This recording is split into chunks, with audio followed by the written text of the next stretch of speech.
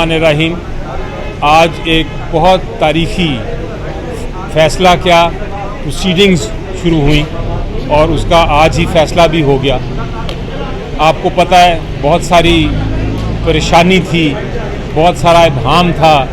कोई कहता था इलेक्शन होगा, कोई कहता था इलेक्शन नहीं होगा, फिर कहते थे इलेक्शन हुआ तो बहुत दूर होगा, 2025 में होगा, फिर कहते थे इलेक्शन नहीं होगा।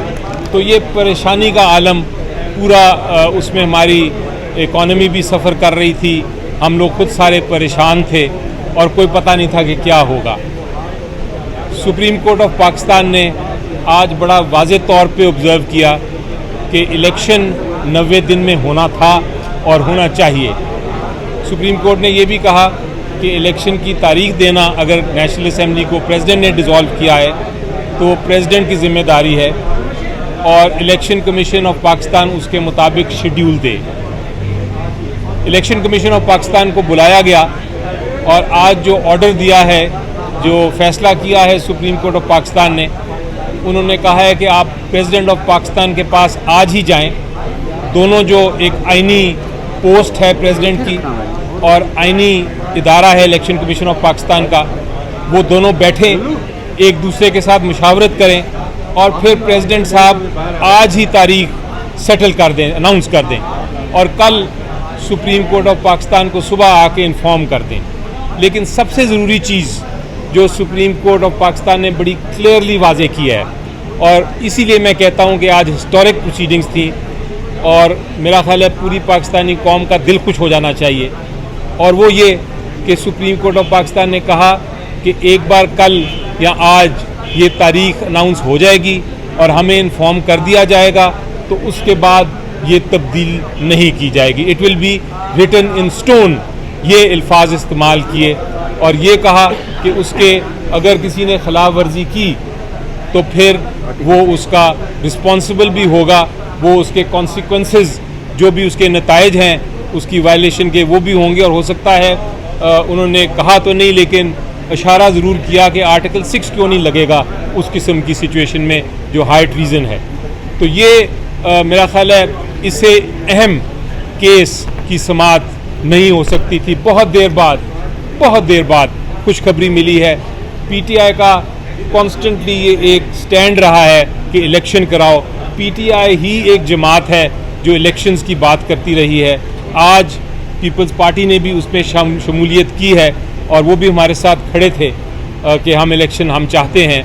इलेक्शन कमीशन ऑफ पाकिस्तान ने भी अपनी तरफ से एक तारीख दे दी है। उन्होंने कहा है हम 12 फरवरी को इलेक्शन, 11 फरवरी को हम इलेक्शन कराने को तैयार हैं। अब देखते हैं कि ये तारीख 11 से पहले कितनी पहले जाती है, कब तारीख देते हैं प्रेसिडेंट साहब।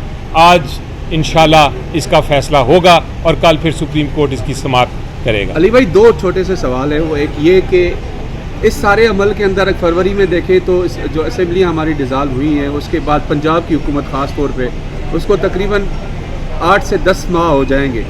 क्या आइनी तौर पर उनकी जो हुकूमत है वहाँ पर इस तरह बरकरार रखी जा सकती है? या दूसरा सवाल आपसे ये है कि क्या सदर मुमलिकत 11 फरवरी से कम पहले या उससे आगे कोई डेट देने का इख्तियार रखते हैं या इसी डेट पर वो अपना बरकरार रहेंगे? देखें जी, इसमें मैं बड़ा क्लियर हूँ कि इलेक्शन 90 दिन में होना चाहिए था। इलेक्शन आइन की खिलाफ वर्जी कोई नहीं कर सकता। जिसने भी आइन तोड़ा, जिसने भी आइन की खिलाफ वर्जी की, उसने गैर कानूनी हरकत की।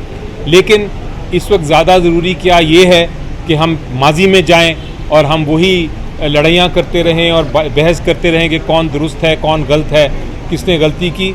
यहाँ ज़्यादा ज़रूरी ये है कि हम कौम को बचाने के लिए, मुल्क की तरक्की के लिए, हम आइन की पासदारी के लिए हम फ्यूचर की तरफ देखें, मुस्तकबिल की तरफ देखें और कहें कि अब इलेक्शन जो है चूँकि होने जा रहा है, चलें मिल के इलेक्शन करें, लोगों को इलेक्ट करने दें। लोग फैसला करेंगे कि कौन सी पॉलिटिकल पार्टी कौन सी लीडरशिप लेके आनी है और उसके बाद उम्मीद ये होगी कि हुकूमत फिर एक वापस ट्रैक पे चढ़ जाएगी। अब केयर टेकर हुकूमत गैर कानूनी है या नहीं है? मेरी नज़र में गैर कानूनी है, कम से कम पंजाब और KPK में। लेकिन अब हम माजी में कम से कम मैं अपने ज़ाती तौर पे माजी में नहीं जाना चाहता। मैं अब फ्यूचर की तरफ देख रहा हूँ। इलेक्शन हो फिर हम आइन में तब्दीलियाँ करेंगे, आइन को मजबूत और करेंगे और देखेंगे कि कल को ऐसी गलतियां ना कर सके कोई, उसकी हम पनिशमेंट्स भी देंगे, उसकी हम पार्लियामेंट के ज़रिए उसकी हम इस्लाह करेंगे। लेकिन फ़िलहाल मेरा ख्याल है कंसंट्रेशन हमारी होनी चाहिए कि इलेक्शन किया जाए। अली ज़फ़र साहब, आपका मौक़िफ़ था कि सदर को ही इख्तियार है डेट अपॉइंट करने का इलेक्शन की, और ऐसा ना करके तो इसका मतलब है कि उन्होंने खिलाफ वर्जी की। तो जब आपकी हुकूमत बन गई तो क्या आप सदर का मुआवजा करेंगे? इस पर सर थोड़ा सा मैं ऐड कर दूं कि एक दो सियासी जमातें ऐसी हैं जो मुल्क के अंदर बज़ाहिर उनकी तरफ से कोई इलेक्शन की डिमांड नहीं की गई, तो क्या वो उनका भी कोई मुआवजा होगा? जी देखें, आप इम्तिहान में जाते हैं, जो शख्स कहे कि हमने इम्तिहान देना है, उसका मतलब है कि उसको यकीन है कि मेरी तैयारी मुकम्मल है और मैं इम्तिहान में पास हो जाऊंगा। लेकिन अगर कोई इम्तिहान ना देना चाहे तो उससे ज़ाहिर होता है कि शायद वो इम्तिहान में फ़ेल होने जा रहे हैं, इसलिए वो इम्तिहान चाहते ही नहीं। तो मेरा ख्याल है आपकी बात का इशारतन मैंने जवाब दे दिया। अब जहाँ तक आपका सवाल था सर, देखें, मैं अभी आप शायद लेट आए, लेकिन मैंने ये बड़ा क्लियर मौक़िफ़ दिया है कि माजी में ज़रूर सब ने गलतियाँ की हैं और उनकी गलतियाँ हैं, लेकिन इस वक्त हमने फ्यूचर की तरफ देखना है, इलेक्शन की तरफ देखना है, और पार्लियामेंट को चाहिए कि पार्लियामेंट आगे फ्यूचर में मुस्तकबिल में इस किस्म की हरकत ना हो, उसको रोकने के लिए आइनी तरमीम करे, ताकि जो इसकी खिलाफ वर्जी मुस्तकबिल में करेगा। तरमीम हो सकती है कि फ्यूचर में खिलाफ वर्जी ना हो? आइनी तरमीम ये हो सकती है कि जो भी खिलाफ वर्जी इस तरह की करे उसको फिर सजा भी मिल सके। वो तो है, आइन के अंदर है जी। अभी सर वो सजाओं से लोग बच भी गए सर, वो मुश्किल है, वो बहस डिफरेंट है। इस वक्त आई थिंक वो सजा एक बंदे को मिली थी, वो बच भी गया था सर। खुशी की जो बात है वो उसको हमें खुशखबरी की तरफ देखना चाहिए कि इलेक्शन होने जा रहा है। अच्छा, अब सूरत ये है अली ज़फ़र साहब कि इलेक्शन कमीशन ने तो डेट अपॉइंट कर दी, उन्होंने तो दे दी डेट। अपॉइंट नहीं की अभी, उन्होंने सजेस्ट की। और अगर सदर इस पर इत्तफाक नहीं करते तो फिर क्या सूरत हाल बनेगी? देखें, ये तो नहीं हो सकता कि आज ये सेटल ना करें। सुप्रीम कोर्ट ने हुक्म दे दिया है, सेटलमेंट तो होगी। अब 12 से आगे डेट नहीं जा सकती, क्योंकि 12 तो 11 से आगे नहीं जा सकती, क्योंकि 11 को तो इलेक्शन कमीशन ने अनाउंस कर दिया है। अब जो भी फैसला होगा या 11 का होगा या 11 से पहले का होगा। तो अगर फैसला 11 से पहले हुआ हमें मंजूर है, अगर फैसला 11 को हुआ हमें भी मंजूर है, या 4 होगा या 28 होगा। ये डेट्स हैं। हम देखें, तारीख जो भी है, 1-2 दिन का इधर या 1-2 दिन का उधर फर्क नहीं पड़ता, हमें इलेक्शन चाहिए। और मैं पहले पूरी कौम को चाहिए, हमें नहीं चाहिए।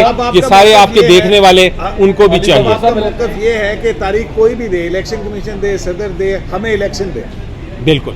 अली ज़फ़र साहब, इलेक्शन में उतरने के लिए पीटीआई की वो अब तक जो ग्राउंड जो आप मांग रहे हैं, क्या वो भी आपको उम्मीद है कि वो मिलेगा या लेवल प्लेइंग फील्ड मिलेगी पीटीआई को? अभी फिलहाल तो फील्ड ही नहीं मिल रही, लेवल प्लेइंग तो बड़ी दूर की बात है। ग्राउंड में नहीं इंटर होने दिया है, ग्राउंड मिलेगा। लेकिन देखें, अब एक बार इलेक्शन अनाउंस हो गए, एक बार इलेक्शन मोड में कौम आ जाए तो उसके बाद बहुत सारी रुकावटें जो हैं वो खुद ब खुद ख़त्म होना शुरू हो जाती हैं। पूरी दुनिया की नज़रें उतर जाती हैं मुल्क में, पूरी दुनिया देख रही होती है, तब बड़ा मुश्किल है कि आप लेवल प्लेइंग फील्ड उस वक्त ना दें। तो उम्मीद है कि हमारी ये सारी जो प्रॉब्लम्स हैं वो सॉल्व होंगी, लेकिन अगर ना हुई तो अदालत के सामने खड़े हैं, अदालतें मौजूद हैं, हम यहाँ से ही रिजू कर सकते हैं, हमें वो रुकावट तो नहीं। कहता है कि इमरान खान साहब को आप इलेक्शन लड़ता देख रहे हैं? जी, कोशिश तो हमारी यही है और इंशाल्लाह कोशिश करते रहेंगे, और उम्मीद यही है कि अब इलेक्शन जब अनाउंस होता है तो इमरान खान साहब उसमें इलेक्शन में हिस्सा लेंगे। Thank you very much.